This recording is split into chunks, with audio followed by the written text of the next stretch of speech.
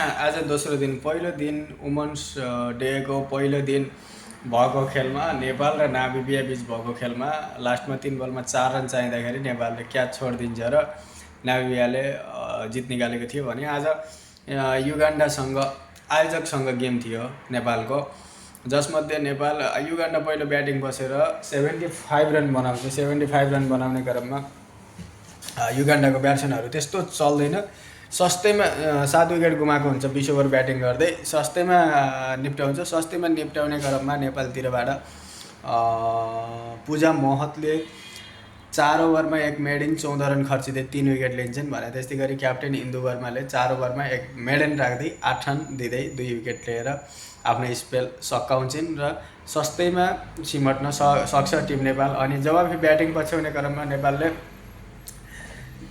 सम्झना खड्का र ओपनिङ राम्रो पार्टनरसिप पाएको 8 रन र 16 रन ओपनर ब्याट्सम्यानले बनाउँछन्। त्यसपछि पूजा महतो आउँछिन्, उनले पनि टिमको लागि 16 रन बनाउन सक्छिन् 29 बल खेल्दै।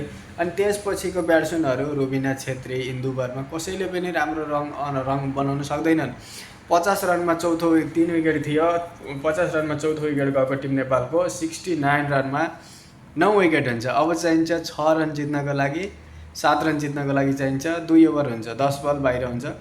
जनतन धन्न गेम चाहिँ जित्यो, लास्ट बलसम्म गएर नेपालले गेम चाहिँ जित्यो।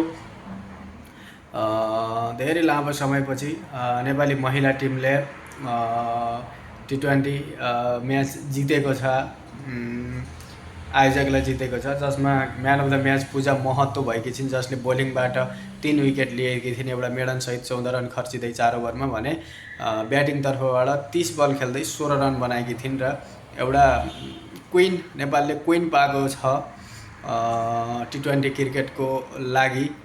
अन्डर 19बाट आएको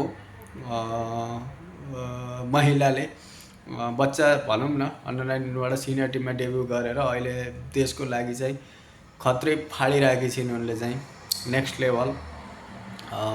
अब भोलि चाहिँ नेपालको गेम हङकङसँग रहेको छ। हङकङसँग नेपाल चाहिँ यो सिरिजमा अब चाहिँ आफ्नो ट्र्याक छोप्छ जस्तो लाग्यो। एउटा जित निकाल्यो, एउटा नेपाल चाहिँ नै 1 रन 2 रन 1 रन 2 रन 1 विकेटको भइरहेको थियो। ठ्याक्क जित भनेको जित हो, पोइन्ट आयो।